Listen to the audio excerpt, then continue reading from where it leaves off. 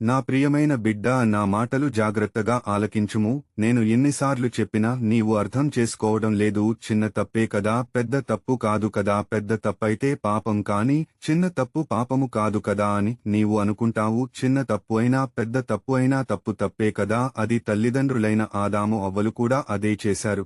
దేవుని ఆజ్ఞ మీరి ఆజ్ఞ అతిక్రమించి దేవుడు తినవద్దు అన్న పండుని తినకూడదు అని అనుకున్నారు. కాని అపవాది అయిన సాతాను వాళ్లని పాము రూపంలో వచ్చి మోసం చేసింది. వాళ్లు మోసపోయారు. ముందుగా అవ్వమ్మ మోసపోయింది. దేవుడు ఈ పండు తింటే చచ్చిపోతావు, తినవద్దు అన్నాడు. కాని ఆ పండు తింటే నీవు సావనే సావవు, నీవు దేవుని జ్ఞానము పొందుకుంటావని, దేవుని వలె నీవు అయిపోతావని దేవుడు అబద్ధమాడాడని నేను చెప్పినది నిజమని అవ్వమ్మకు చెప్పింది సాతాను. అవ్వమ్మ ఇది నిజమే అని నమ్మి తినవద్దన్న పండును తిని తప్పుచేసి పాపం మూట కట్టుకున్నది. అవ్వమ్మ తర్వాత భర్త అయిన ఆదాము దగ్గరికి ఒక పండు పట్టుకుని వెళ్లి ఆయనకి ఇవ్వగా ఆదాము కూడా తిని తప్పుచేసి పాపం మూట కట్టుకున్నాడు. కనువిప్పు కలిగింది. అప్పటికి ముందు వారికి శరీరం మీద బట్టలు లేవు. ఈ పండ్లు తిన్న తర్వాత కడుపు కలిగాక వారి మొల చుట్టూ ఆకులు కట్టుకుని చెట్టు చాటున దాక్కుని ఉన్నారు. దేవుడు సాయంత్రం వస్తున్నప్పుడు నడక శబ్దము విని చెట్టు వెనకాల ఆదాము అవ్వలు దాక్కున్నారు. ఆదాము ఎక్కడున్నావు అని పిలవగా నేను మీరు వచ్చే శబ్దం విని చెట్టు చాటున దాక్కున్నాను అని చెప్పాడు.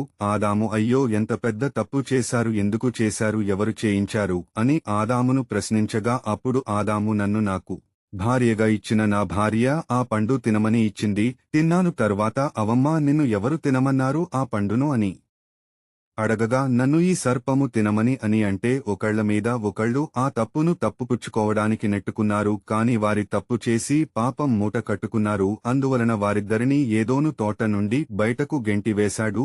దేవుడు అంటే వారి పిల్లలు కూడా పాపములో పడిపోయారు. ప్రియులారా, నీవు కూడా అదే బాటలో ఉన్నావు. తప్పు చేస్తున్నావు. తప్పు చేసేటప్పుడు తప్పు చేస్తే పాపం మూటగట్టుకుని నరకానికి వెడతామని నీకు తెలియదా? నీకు తెలుసు అయినా నీవు అదే పాపం చేస్తున్నావు. తప్పు చేయొద్దు, తప్పు చేస్తే పాపముల పడిపోయి నశించిపోతావు అని, నరకానికి వెడతావని ఎన్నిసార్లు చెప్పినా ఎన్నిసార్లు వివరించినా నీవు అర్థము చేసుకోవడం లేదు. ఇప్పటికైనా నా మాటలు అర్థం చేసుకో.